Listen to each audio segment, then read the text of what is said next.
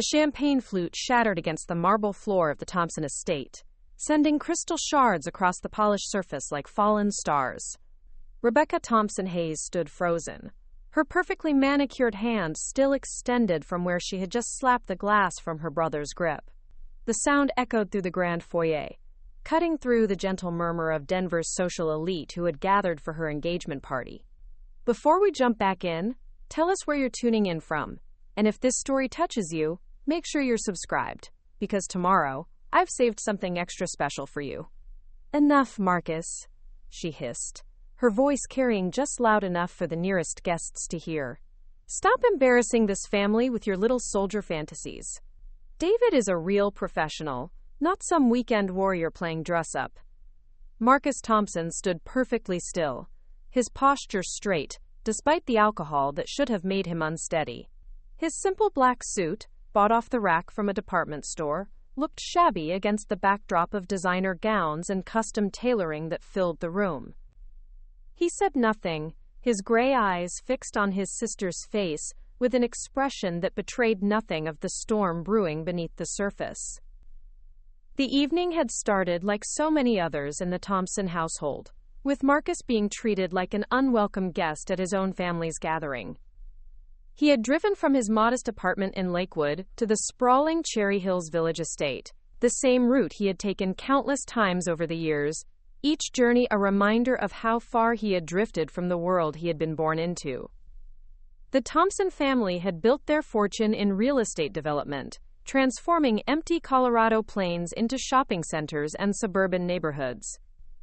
Robert Thompson, Marcus's father, was a man who measured success in square footage and profit margins, while Patricia Thompson, his mother, measured it in social connections and charitable board positions. Their world was one of quarterly earnings reports and country club memberships, where success was visible and quantifiable. Marcus had never fit into that world, not even as a child. While his sister Rebecca had excelled at piano recitals and debate tournaments, Marcus had spent his time in the mountains, hiking alone and reading military history books. While Rebecca had charm and social grace, Marcus had discipline and an unshakable moral compass that often put him at odds with his family's more flexible ethics. The night's humiliation had begun innocently enough. Marcus had arrived at the party after finishing his shift at the Veterans Outreach Center in Aurora, where he spent his evenings counseling former soldiers struggling with the transition to civilian life. He had changed into his one good suit in the parking lot, using the reflection in his truck's window to straighten his tie before walking into the lion's den of his family's social circle. Rebecca had been holding court near the fireplace, her engagement ring catching the light as she gestured dramatically while telling a story about her latest social media campaign. She was beautiful in the way that money could make someone beautiful, with professional styling and expensive treatments that gave her an almost artificial perfection. Her fiancé, David Martinez, stood beside her like a trophy, his own success as a defense contractor making him the perfect accessory for Rebecca's carefully curated life. Marcus had tried to slip through the crowd unnoticed, hoping to pay his respects to his parents and leave quietly. But Patricia Thompson had spotted him immediately, her eyes narrowing with the familiar expression of disappointment that had followed him throughout his childhood. "Marcus, darling," she had said, her voice carrying the forced brightness that society women used when discussing unpleasant necessities. "Come meet David properly. Rebecca's told him all about your little National Guard hobby." The word hobby had stung more than Marcus cared to admit. He had extended his hand to David Martinez, noting the firm grip and the way the other man's eyes seemed to catalog details with the systematic attention of someone accustomed to gathering intelligence. David was younger than Marcus had expected, probably in his early 30s, with the kind of confident bearing that came from success and recognition. "Pleasure to meet you," David had said, his voice carrying a slight accent that spoke of a childhood spent somewhere south of the border. "Rebecca tells me you're in the Guard. What's your unit?" It was a simple question, the kind that military people asked each other as naturally as civilians might discuss the weather. But Marcus had seen his sister's expression shift, her smile becoming sharper and more predatory. She thrived on moments like this, opportunities to showcase the vast difference between her world and her brother's. "Oh, Marcus takes it all very seriously," Rebecca had said, her laugh like the tinkling of expensive wind chimes. "He disappears for weekends and comes back with all sorts of dramatic stories. It's really quite adorable, this whole warrior phase he's going through." The words had landed like physical blows, each one carefully chosen to diminish and belittle. Marcus had spent years perfecting his ability to absorb such attacks without flinching. But something about the setting, the audience, and the casual cruelty of his sister's dismissal had finally broken through his defenses. He had reached for his champagne glass, not to drink, but simply to have something to do with his hands. But Rebecca had seen the gesture as an opportunity for a final, decisive strike. She had knocked the glass from his grip with enough force to send it crashing to the floor, creating a scene that would be whispered about at Denver dinner parties for months to come. "You're embarrassing us," she had continued, her voice rising slightly as she sensed the attention of the nearby guests. "David works with real military contractors, people who make actual decisions that matter. He doesn't need to hear about your weekend camping trips with a bunch of other middle-aged men playing soldier." The crowd around them had gone quiet, the kind of expectant silence that preceded either violence or complete social destruction. Marcus could feel their eyes on him, these people who knew him only as the Thompson family's disappointing son, the one who had never quite lived up to the promise of his bloodline. But it was David Martinez's expression that caught Marcus's attention in that moment. The confident smile had faded from the younger man's face, replaced by something that looked almost like recognition. His dark eyes had widened slightly, and his mouth had opened as if he were about to speak, then closed again as if he had thought better of it. Marcus stood in the silence that followed his sister's attack, surrounded by the shattered remains of Crystal and the judgmental stares of people who would never understand the weight he carried. He thought about the classified briefings that had occupied his morning, the strategic decisions that would affect thousands of lives, the responsibility that rested on his shoulders every single day.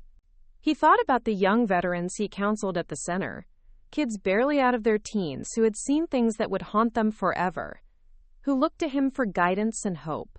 But most of all, he thought about the choice he faced in this moment. He could reveal the truth, could explain exactly who he was and what he did, could watch the expressions of shock and embarrassment spread across the faces of his family and their friends. Or he could do what he had always done, could absorb the pain and the humiliation and carry it with him back to his small apartment and his hidden life. The weight of years of dismissal and condescension pressed down on him like a physical force. Every missed holiday because of classified deployments that his family assumed were selfish choices. Every time his mother had apologized for his absence at social functions, explaining to her friends that Marcus was, quote, quote, quote, quote, quote, quote, quote, quote, quote, quote, quote, every accomplishments were diminished or ignored because they couldn't be displayed like Rebecca's magazine features or his father's business awards. Marcus Thompson, known to a very select few as General Williams, stood in the wreckage of his sister's cruelty and made a decision that would change everything. Marcus Thompson had learned long ago that survival sometimes meant disappearing in plain sight. At 38 years old, he carried himself with the quiet precision of a man who had spent half his life making decisions that most people couldn't even imagine. But tonight, standing in the opulent foyer of his childhood home, he was just another disappointment in an expensive suit. The Thompson family had a gift for making people feel small, and they had been perfecting that talent on Marcus since he was old enough to understand that his interests didn't align with their expectations. Where they saw profit margins, he saw people. Where they saw networking opportunities, he saw hollow conversations about nothing that mattered. Where they saw a future heir to a real estate empire, he saw a prison built from other people's dreams. Marcus had been different from the beginning, though it had taken years for his family to fully grasp the extent of that difference. As a child, while Rebecca had been taking dance lessons and attending etiquette classes, Marcus had been reading about military strategy and asking their grandfather, a Korean War veteran, about his service. His bedroom had been filled with history books and model aircraft instead of sports trophies and academic awards. His parents had initially dismissed his interest in the military as a phase, something he would outgrow once he discovered the pleasures of wealth and social status. Robert Thompson had been confident that a few summers working at the family business would cure his son of any romantic notions about service and sacrifice. But Marcus had surprised them all by enlisting the day after his 18th birthday, walking away from a guaranteed spot at an elite university and a clear path to inheriting the Thompson fortune. The years that followed had been a steady accumulation of achievements that his family couldn't understand or appreciate. Marcus had excelled in basic training, been selected for officer candidate school, and quickly distinguished himself as someone with both the intelligence and the character to handle significant responsibility. But to his family, all of that had been invisible, reduced to occasional phone calls from distant bases and brief visits home where he couldn't discuss the details of his work. The irony was that Marcus had become everything his father claimed to value. He was a leader, making decisions that affected hundreds of millions of dollars in defense spending and thousands of lives around the world. He had earned the respect of his peers and superiors through competence and integrity. He had risen through the ranks not because of connections or family influence, but because he had proven himself capable of handling whatever challenges the military had thrown at him. But none of that translated into the language his family spoke.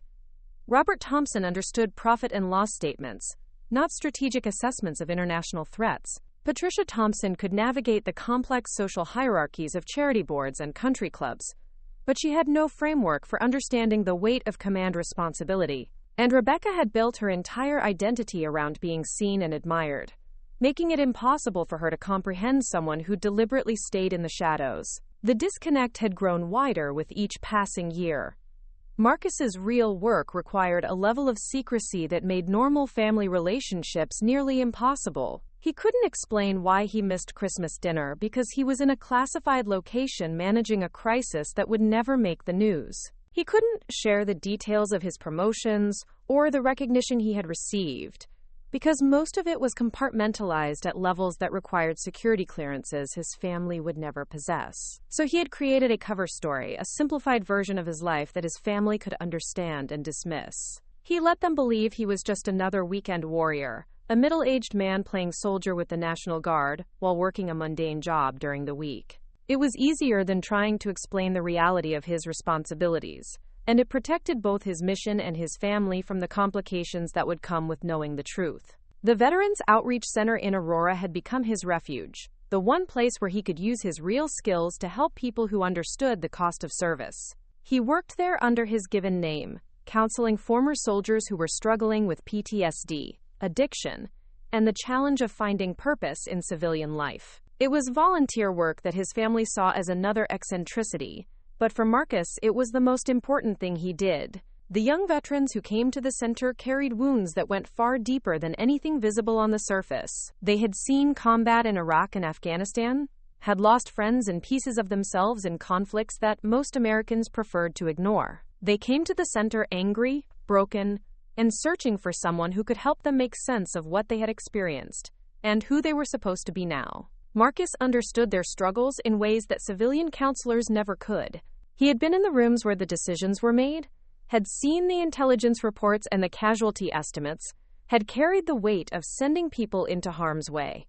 When a young Marine talked about losing his squad leader to an IED, Marcus could respond with more than sympathy. He could offer the perspective of someone who had made those same impossible calculations and lived with the consequences. The center operated on a shoestring budget, funded by a combination of small government grants and private donations. Marcus supplemented the funding with his own money, though he was careful to make the contributions anonymously to avoid questions about where a security consultant and weekend guardsman would get that kind of cash. He had simplified his own life to the point where his needs were minimal, living in a modest apartment and driving a truck that was more practical than impressive. His apartment in Lakewood was a study in deliberate minimalism. The furniture was functional rather than stylish, chosen for durability and comfort rather than appearance. The only decorations were a few framed photographs that told a carefully edited version of his story. There were pictures of him with other soldiers, but none that would reveal his rank or the nature of his assignments. There were landscape shots from various deployments, but nothing that would identify specific locations or operations. The refrigerator held basic supplies and takeout containers from the small Mexican restaurant down the street. The closet contained a few civilian clothes, his dress uniform carefully stored in a garment bag, and several sets of fatigues that he wore to training exercises that his family assumed were simple weekend drills. Everything in the apartment could have belonged to exactly the person he pretended to be, a man living quietly and without ambition. But hidden in a false bottom of his bedroom dresser were the items that told his real story. Commendation letters from commanding officers who had trusted him with their most sensitive operations. Challenge coins from units whose existence was classified. A Purple Heart earned during a mission that officially never happened. And most importantly, a secure satellite phone that connected him directly to the Pentagon when duty called. The dual life had become second nature to Marcus over the years, but it came with a cost that grew heavier each day. Every family gathering was a performance where he had to pretend to be less than he was. Every conversation with his parents required careful editing to maintain his cover. Every interaction with Rebecca involved absorbing her casual cruelty, while revealing nothing of the man who could have corrected her assumptions with a single phone call. Tonight had been different, though. Something about the way David Martinez had looked at him after Rebecca's attack suggested that his carefully constructed facade might be developing cracks. There had been a moment of recognition in the younger man's eyes, a flicker of something that went beyond casual curiosity about his military service. Marcus stood in the aftermath of his sister's public humiliation, surrounded by the wreckage of Crystal and the judgment of people who knew nothing about who he really was or what he had sacrificed in service to his country. The weight of years of secrecy and dismissal pressed down on him like a physical force, and for the first time in his career, he found himself questioning whether the cost of maintaining his cover was worth the protection it provided. The decision he made in that moment would determine not just his own future, but the carefully balanced world he had built to protect both his mission and his family from truths they might not be prepared to handle. The Thompson estate sprawled across 3 manicured acres in Cherry Hills Village, a testament to the kind of wealth that bought silence and respect in equal measure. Every detail of the property had been designed to project success, from the imported Italian marble in the foyer to the hand-carved mahogany staircase that swept upward like something from a movie set. The walls were lined with oil paintings of stern-faced ancestors who had built the family fortune through shrewd business deals and strategic marriages, their eyes seeming to follow visitors with expressions of perpetual judgment. Patricia Thompson moved through her domain with the confidence of a woman who had never questioned her place in the world. She wore her wealth like armor, each piece of jewelry and every designer label carefully chosen to communicate her status to anyone with the sophistication to recognize the signals. Her smile was a practiced weapon deployed with surgical precision to charm potential allies and devastate social enemies with equal effectiveness. The guest list for Rebecca's engagement party read like a directory of Denver's power elite. Real estate developers mingled with tech entrepreneurs, while political figures shared cocktails with media personalities and high-ranking military contractors. These were people who shaped policy and moved markets, who attended charity galas not out of compassion, but as opportunities to expand their influence and solidify their positions in the city's hierarchy. Marcus watched them navigate the social currents with practiced ease, their conversations a careful dance of information gathering and status signaling. They spoke in code about business deals and political arrangements, their words carrying multiple layers of meaning that would be invisible to outsiders. Every interaction was transactional, every smile calculated to advance some hidden agenda. Rebecca had learned to speak this language fluently from childhood, adapting to its rhythms as naturally as breathing. She commanded attention not through substance but through the magnetic pull of someone who had been raised to believe the world revolved around her desires.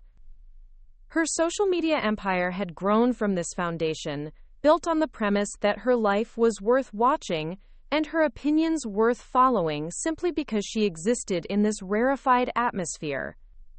The engagement party was being staged as much for her online audience as for the physical guests, with professional photographers documenting every moment and stylists ensuring that each scene would translate perfectly to Instagram and TikTok.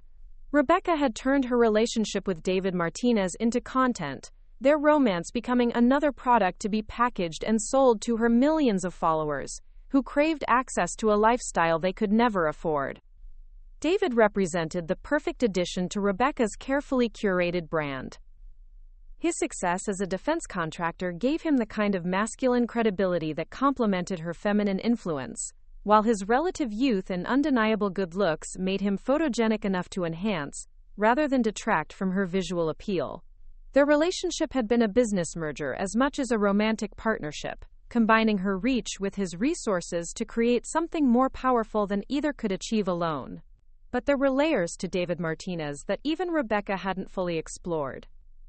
His company, Martinez Strategic Solutions, had grown rapidly in the past 5 years, winning contracts that placed him at the intersection of military operations and private sector efficiency. He moved in circles that required security clearances and non-disclosure agreements, dealing with classified information and sensitive personnel on a daily basis. The defense contracting world was smaller than most people realized, a tight-knit community where reputations mattered more than marketing, and where real capability was measured in successful missions rather than profit margins. David had earned his place in that world through competence and discretion, building relationships with military leaders who trusted him to deliver results without creating political complications. Tonight's gathering represented more than just a social celebration for David. It was an opportunity to expand his network, to meet potential clients and partners who might need the specialized services his company provided.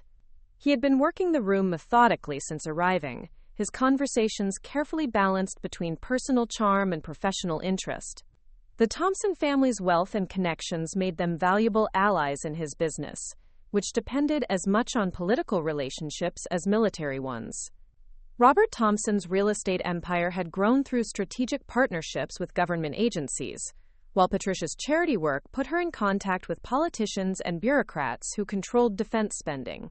Marrying into the family would give David access to influence networks that money alone couldn't buy. But the encounter with Marcus had disrupted David's carefully planned evening. There had been something about Rebecca's brother that triggered recognition, a nagging sense that he had seen or heard about this man in contexts that had nothing to do with weekend National Guard service. The feeling had been growing stronger throughout the evening, accompanied by fragmentary memories that he couldn't quite piece together. David's work required him to maintain extensive mental files on military personnel, especially those in positions that could affect his contracts or operations. He had developed an almost photographic memory for faces and names, a skill that had served him well in negotiations and relationship building. But Marcus Thompson occupied a strange space in those mental files, familiar yet somehow out of place. The social dynamics of the evening were being shaped by expectations and assumptions that everyone understood without discussion. Marcus was the family disappointment, the son who had chosen service over success and who served as a cautionary tale about the dangers of idealism. Rebecca was the golden child, the daughter who had transformed her natural advantages into a media empire and was now cementing her position through a strategic marriage. These roles had been established over years of family gatherings, reinforced through countless small interactions and casual comments that gradually hardened into accepted truth. Marcus had been categorized and dismissed, his military service reduced to a hobby that embarrassed his family rather than honored them. The guests tonight saw him through the lens of these expectations, their polite indifference reflecting their host's obvious attitude toward the black sheep of the family. But David's growing unease suggested that something fundamental might be wrong with this narrative. His professional instincts, honed through years of navigating military and political hierarchies, were sending warning signals that he couldn't ignore. The way Marcus carried himself, the alert stillness of his posture, the careful control of his expressions, all spoke to someone accustomed to command rather than subordination. The evening's carefully orchestrated perfection began to feel brittle around the edges, as David's attention focused more intently on the man his future sister-in-law had just humiliated. The other guests had already moved on from the incident, their attention returning to their own conversations and concerns. But David found himself studying Marcus with the analytical intensity he usually reserved for potential business partners or security threats. There was something about the way Marcus held himself that suggested capabilities far beyond what a weekend warrior would possess. His scan of the room was too systematic, his positioning too tactical, his response to the confrontation too controlled. These were habits that came from training and experience that went far beyond monthly drill weekends and annual training exercises. David's memory began working overtime, searching through his mental database of military contacts and classified briefings for any connection to the man standing before him. The name Thompson was common enough to appear throughout military records, but there was something specific about this particular combination of appearance and bearing that felt significant. The revelation, when it came, would shatter more than just Rebecca's carefully constructed narrative. It would expose the fundamental miscalculation that the entire Thompson family had made about their supposed disappointment. And it would force David to confront the reality that he had been completely wrong about the man he had dismissed as irrelevant to his future plans. The evening hung in the balance, teetering on the edge of a discovery that would change everything about how the guests saw the quiet man in the off-the-rack suit, who had absorbed his sister's attack with such disturbing calm. Preparing and narrating this story took us a lot of time, so if you are enjoying it, subscribe to our channel. It means a lot to us. Now back to the story. The pattern had started early, so early that Marcus could barely remember a time when his interests hadn't been treated as problems to be solved, rather than talents to be nurtured. At 7 years old, while other children his age were playing video games or watching cartoons, Marcus had been found in his grandfather's study, carefully reading through faded photographs and metal citations from the Korean War. His grandfather, Thomas Thompson, had been the last member of the family to serve in uniform. He was a quiet man who rarely spoke about his experiences overseas, but who had kept his service records and memorabilia in a small wooden box that fascinated his youngest grandson. Thomas had recognized something in Marcus that the boy's parents couldn't see, a seriousness of purpose that seemed unusual in someone so young. The discovery of Marcus's interest in military history had initially amused Robert and Patricia Thompson. They had indulged what they assumed was a phase, buying him toy soldiers and picture books about famous battles. But their amusement had turned to concern when Marcus's bedroom became a miniature military museum, filled with detailed models of aircraft and ships that he had assembled with painstaking precision. While Rebecca had been winning beauty pageants and academic competitions, Marcus had been memorizing the organizational structure of various military units and reading biographies of famous generals. His school reports had been excellent, but his interests had remained stubbornly focused on subjects that his parents considered inappropriate for someone destined to inherit a business empire. The first major confrontation had come when Marcus was 12 years old. Robert Thompson had arranged for his son to spend the summer working as an intern at the family's main office, learning the basics of real estate development and property management. Instead, Marcus had asked to spend his vacation at a military history camp in Colorado Springs, where he could study battlefield tactics and leadership principles. The argument that followed had established the battle lines that would define Marcus's relationship with his family for the next 2 decades. Robert had seen his son's request as a rejection of everything the Thompson name represented, while Marcus had viewed his father's insistence on business training as an attempt to force him into a life that held no meaning or purpose. Patricia had tried to mediate by suggesting compromises that satisfied neither side. Perhaps Marcus could attend the military camp for 1 week and spend the remainder of the summer at the office. Perhaps he could pursue his interests as hobbies while still preparing for his eventual role in the family business. But Marcus had already begun to understand that his parents saw his passion for military service as something to be managed rather than supported. The teenage years had brought escalating conflicts, as Marcus's commitment to eventually joining the military became more apparent. His grades remained excellent, but his extracurricular activities focused on ROTC programs and leadership training, rather than the debate team or student government positions that would have impressed college admissions officers. He had spent his weekends hiking in the mountains, building the physical conditioning that would serve him in military training, rather than attending the social events that would have expanded his network within Denver's elite circles. Rebecca, meanwhile, had been perfecting the art of being everything their parents wanted in a child. She had excelled academically while maintaining the kind of social presence that opened doors and created opportunities. Her successes had been visible and measurable, the kind that could be displayed on mantels and discussed at dinner parties. She had understood instinctively that their parents valued achievement that enhanced the family's reputation, and she had dedicated herself to providing exactly that kind of validation.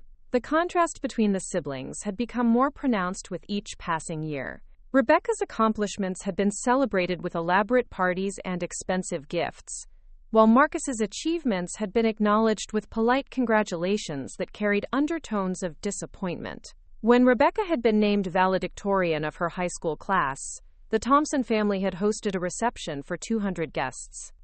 When Marcus had been selected for a prestigious military academy preparatory program, his parents had expressed concern about the impact on his college applications. The breaking point had come during Marcus's senior year of high school, when he had announced his intention to attend the United States Military Academy at West Point, rather than following Rebecca to an Ivy League university. The family meeting that followed had been a disaster, with Robert Thompson making it clear that he considered his son's decision a betrayal of everything the family had worked to achieve. Patricia had cried, genuinely believing that Marcus was throwing away his future for reasons she couldn't understand. She had spoken about the sacrifices she and Robert had made to provide their children with opportunities, about the expectations that came with bearing the Thompson name, about the responsibility to continue the family legacy through business success rather than military service. Marcus had tried to explain his motivations, his sense of duty and desire to serve something larger than himself, but his words had fallen on deaf ears, interpreted as youthful idealism that would fade once he experienced the realities of military life. His parents had been convinced that he would return home within a year, chastened by the harsh discipline and ready to embrace the comfortable life they had planned for him. The years that followed had been marked by a series of missed opportunities for understanding and reconciliation. Marcus's letters home from West Point had described his academic and military achievements, but his parents had focused on his accounts of the challenging conditions and demanding schedule. They had heard what they wanted to hear, evidence that their son was suffering unnecessarily when he could have been enjoying the privileges of wealth and social status. Graduation from West Point should have been a moment of pride for the entire family, but it had been overshadowed by Rebecca's simultaneous acceptance to graduate school and her emerging success as a social media influencer. Marcus's commissioning as a second lieutenant had been treated as a minor footnote to Rebecca's growing fame, his achievement diminished by the comparison to his sister's more visible and commercially viable talents. The pattern had continued throughout Marcus's military career. His promotions and commendations had been met with polite acknowledgement, while Rebecca's business successes had been celebrated with increasing enthusiasm. The family's social media accounts had featured extensive coverage of Rebecca's achievements, while Marcus's service had been mentioned only occasionally and always in the context of explaining his absence from family gatherings. Each holiday and family celebration had reinforced the same dynamics. Marcus would arrive in uniform or civilian clothes that reflected his modest military salary, while Rebecca would appear in designer outfits that showcased her growing wealth and influence. Conversations would focus on Rebecca's latest projects and business deals, while Marcus's work remained largely invisible due to security classifications and operational requirements. The most painful moments had been the subtle and not-so-subtle suggestions that Marcus was wasting his potential. Family friends would comment on how handsome he looked in uniform, while expressing hope that he would eventually settle down and join the family business. Relatives would praise his dedication while questioning whether military service was really the best use of his considerable intelligence and leadership abilities.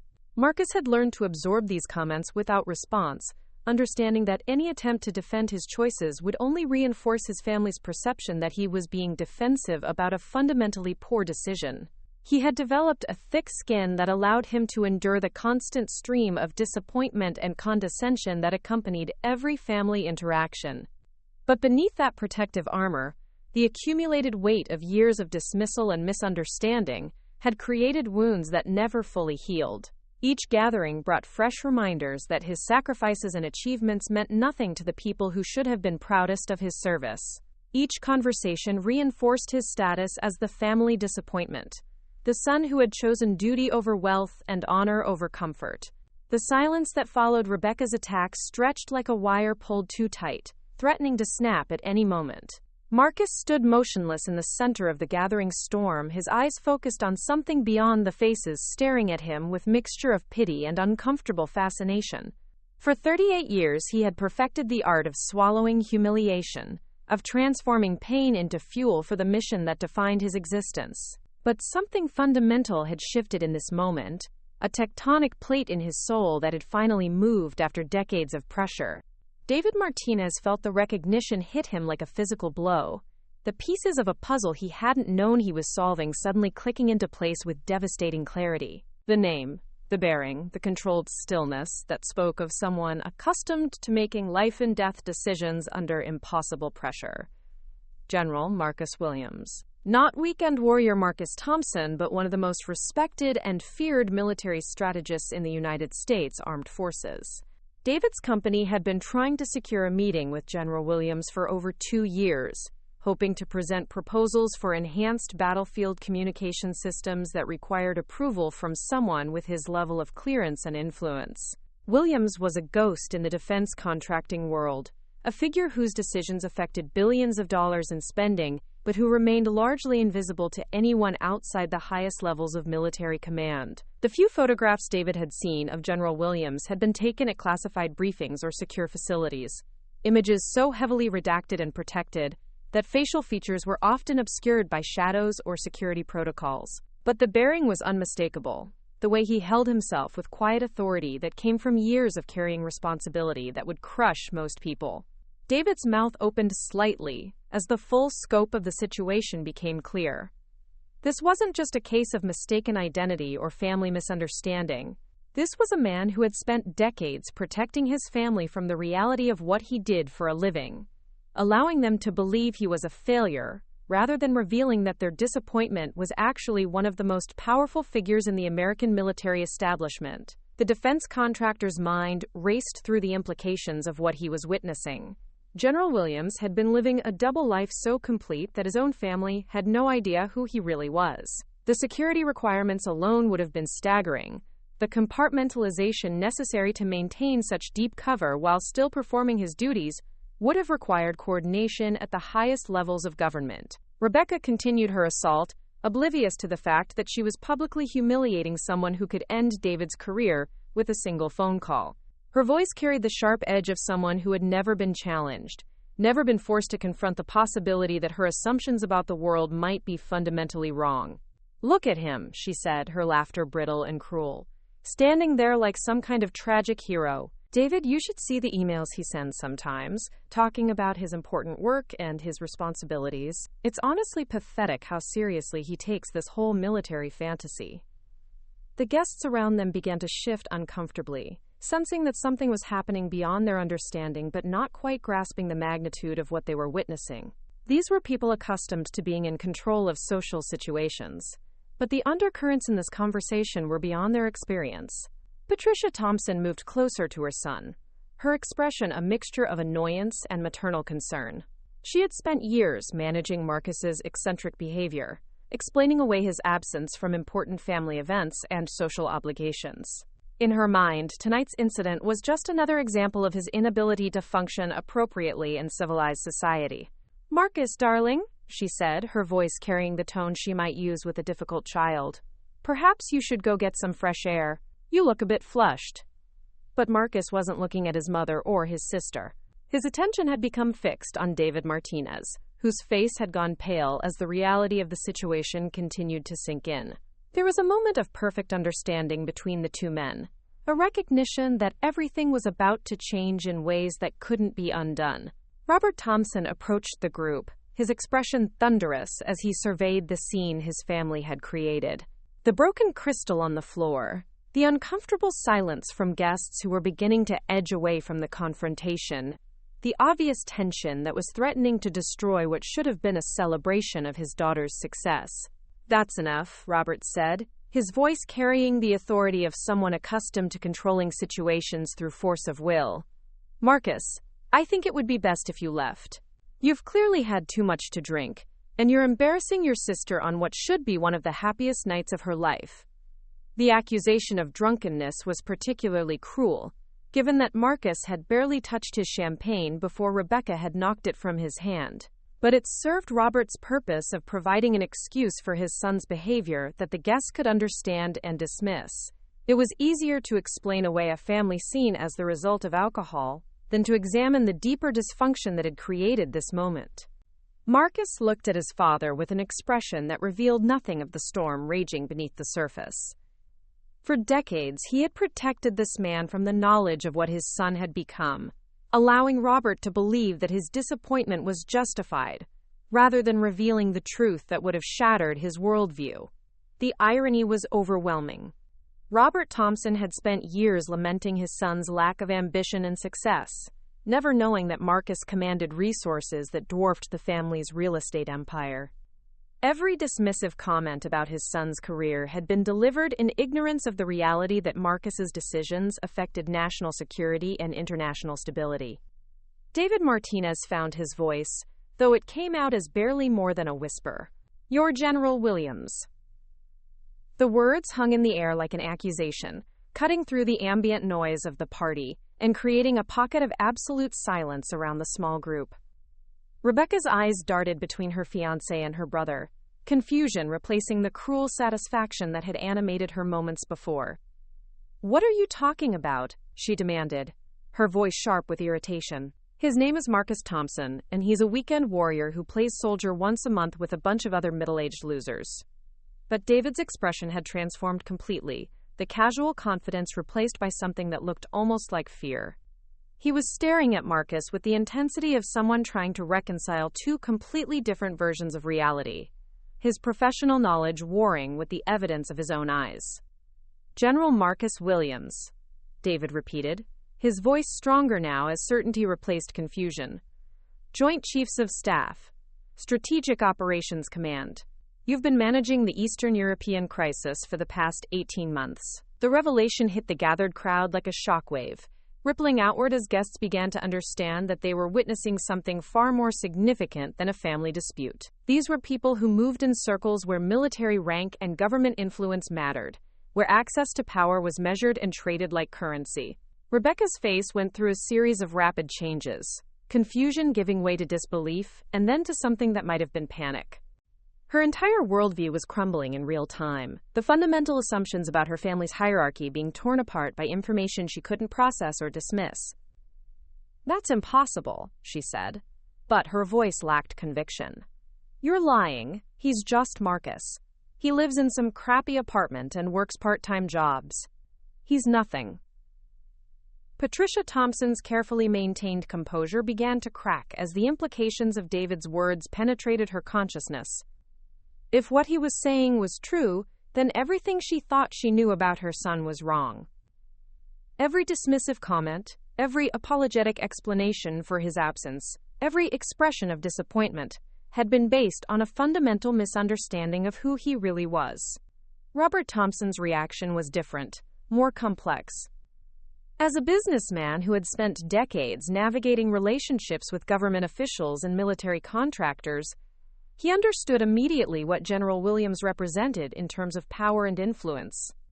If his son was actually operating at that level, then the Thompson family's social and financial position was far more secure than he had ever imagined. But the realization also brought with it a crushing sense of his own failure as a father.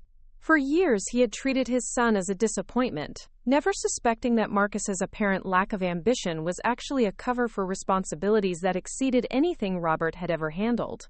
Marcus remained silent through the growing chaos, his expression unchanged, as his family struggled to process the reality of who he actually was. He had known this moment would come eventually, had prepared for it in the abstract way that military planners prepare for contingencies that might never occur. But the actual experience of watching his carefully constructed world collapse was more emotionally devastating than he had anticipated. The other guests had begun to form a wider circle around the confrontation, their conversations dying as word of what was happening spread through the room. These were people who understood power structures and hierarchies, who could immediately grasp the significance of having a general in their midst. The social dynamics of the evening were shifting rapidly as everyone recalculated their understanding of the Thompson family's true status. David Martinez took a step closer to Marcus, his professional instincts overriding the personal awkwardness of the situation. "Sir, I need to apologize. My company has been trying to arrange a meeting with you for months. We had no idea that you were connected to the Thompson family." The formal tone and obvious deference in David's voice served as confirmation for anyone who might have doubted his initial identification. This wasn't speculation or mistaken identity. This was a defense contractor who worked regularly with high-ranking military officials, recognizing someone whose authority he had reason to respect and fear. Rebecca looked back and forth between her fiancé and her brother, her mind struggling to reconcile the man she had just humiliated with the figure David was describing. "This is insane," she said, her voice rising with hysteria. "You're telling me that my loser brother, who can barely afford to buy decent clothes, is some kind of important general?" "One of the most important," David confirmed, his eyes never leaving Marcus's face. "General Williams has been instrumental in shaping our military response to emerging threats. His strategic assessments have influenced policy at the highest levels of government." The weight of years of accumulated insults and dismissals hung in the air between them, each cruel comment and casual dismissal taking on new significance in light of what they now knew.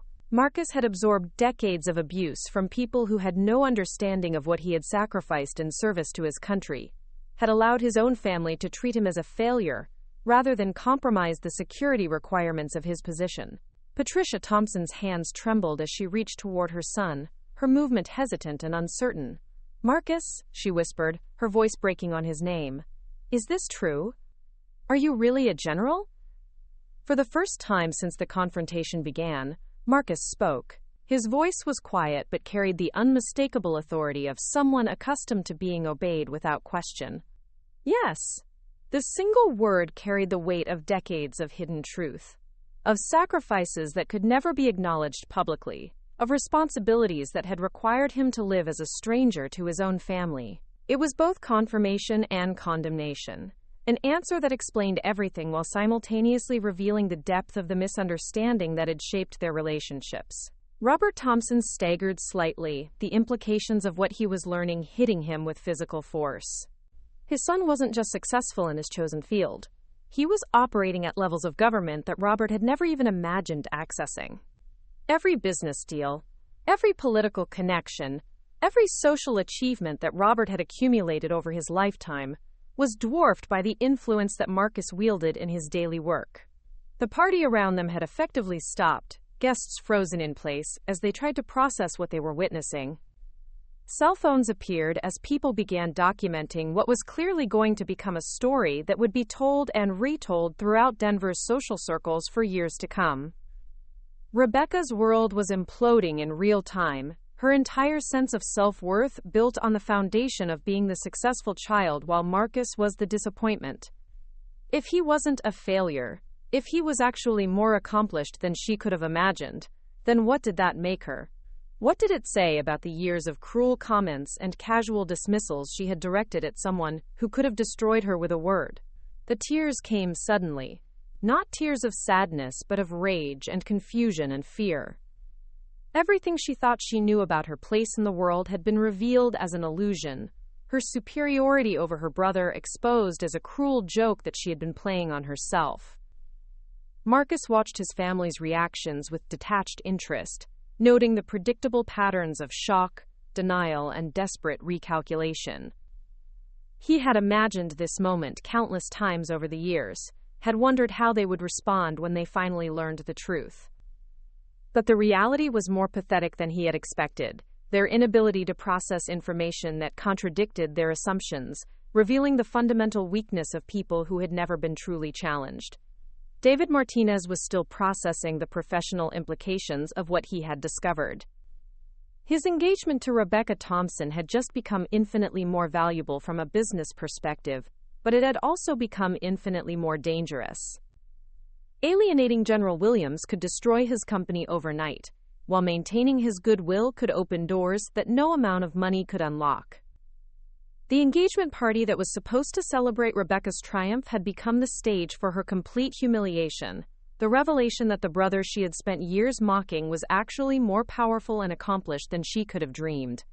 The cruel irony was that her own success, built on social media influence and carefully cultivated relationships, was revealed as superficial compared to the real power that Marcus wielded in his daily work. As the truth continued to sink in, Marcus made a decision that would change everything about his relationship with his family forever. He had spent decades protecting them from the reality of who he was, allowing them to believe comfortable lies, rather than confronting them with truths they couldn't handle. But that protection had come at the cost of his own dignity and their respect, and he was no longer willing to pay that price. The war that had been brewing beneath the surface of the Thompson family dynamics was about to break into the open, and Marcus finally had the weapons to fight it. Up next, you've got 2 more standout stories right on your screen. If this one hit the mark, you won't want to pass these up. Just click and check them out.